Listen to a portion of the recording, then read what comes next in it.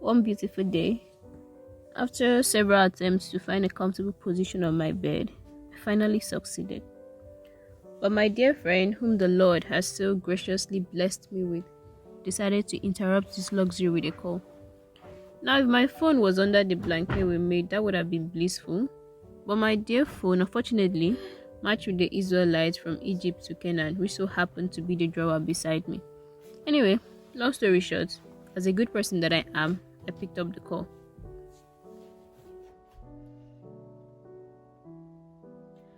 We spoke about the mundane things of life, and it was great until he decided to ask how many relationships I've been in. Well, I didn't really need the Holy Spirit to help me with an answer, so I said, technically, I haven't really been in any relationship. Situationships, yes, but a real relationship, no. He went ahead to give me a life-changing response.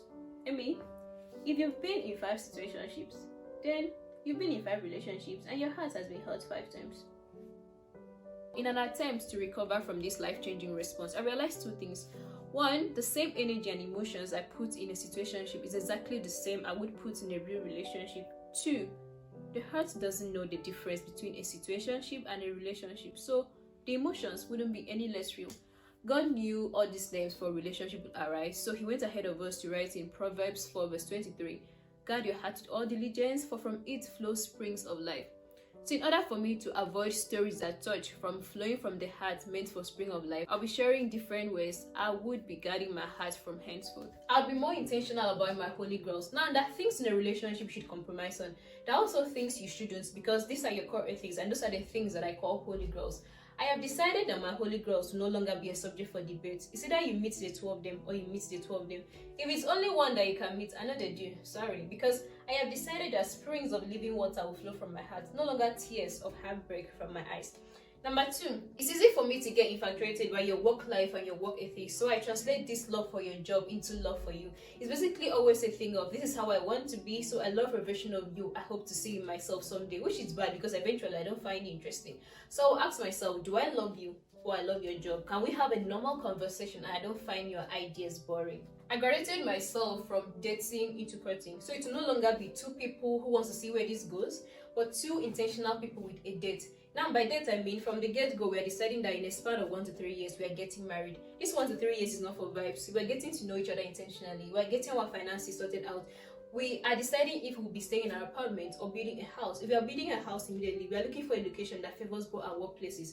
Because one person cannot be strolling to work and the other person is going from Lagos to Ibadan. We are setting the amount of money we would have before bringing children into this world.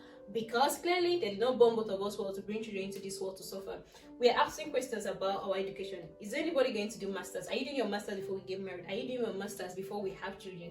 Simply because I'm getting married to you does not mean I'm not going to be a professor. I'm going to be a professor, Mrs. Now, even the process of courting, we find out that we do not fit into each other's vision. We can now break up respectfully. Will this hurt? Yes. Will I say all men are the same? No, because this was a necessary hurt. Regardless, if I proceeded with this relationship, it would have been a disaster. Number 4, can I say an amen when someone says the person you're with, you're going to marry him? Do I want my children to look like him? If I started to answer any of these questions, it's a no for me. Number 5, I would pray and follow God's standard for a relationship, because too often we just pray without actually doing the work. Also, the person might meet your holy grails. The person might be interesting. The person might set a date, but your spirit does not just like him. And just like falling under the anointing does not always translate to demonic attack, simply because the spirit does not like him does not mean he's bad. It might just mean for the purpose God has set you on this earth for, he's not fit to be your partner. That's why we shouldn't pray amiss. You shouldn't ask God if he's the one. They want to do what exactly? They want to look good on your Instagram picture. He's tall, dark, and handsome. Of course, he's going to look good. They want to look good before your parents. He has a stable source of income. He's working. He has a house. He has a job. He's loving and he's kind. He's going to look good before your parents. They want to look good before your pastor. He's a kingdom financier. He speaks in tongues. He's a worker in church. Of course, he's going to look good before your pastor. Ask God if he's the one to help you fulfill your purpose on earth. Also, if you are the one to help him fulfill his purpose on earth. Because after all is being said and done, we only have one assignment: to draw all men to him. And if your relationship cannot draw men to God, what have you gained? With that being said, my name is Francis, and this is Dimensions of Gold. Please do not forget to like, subscribe, and share. Thank you.